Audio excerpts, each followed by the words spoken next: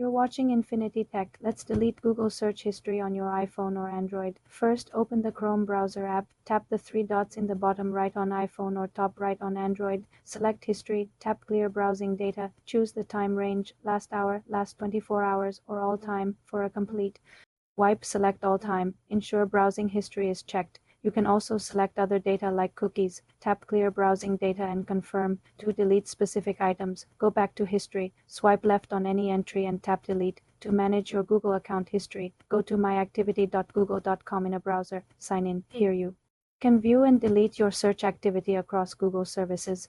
Tap Delete on the left, choose a time range and confirm. On an Android phone, you can also use the Google app.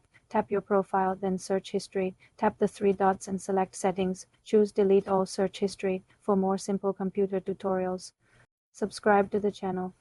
You're watching Infinity Tech. Let's enable crossfade on Apple Music to blend your songs together smoothly. First, open the Apple Music app on your iPhone. Tap on your profile picture in the top right corner to access your account settings. From the menu, select Settings. Inside the Settings menu, look for the option labeled Audio. Tap on Audio to reveal more sound settings. Here you will find the crossfade toggle switch. Simply turn this switch on. Once enabled, you can adjust the crossfade duration by using the slider below the toggle. Move the slider left for a shorter fade, like 1 second, or right for a longer fade, up to 12 seconds. Play a song. To hear how the end of one track seamlessly transitions into the beginning of the next.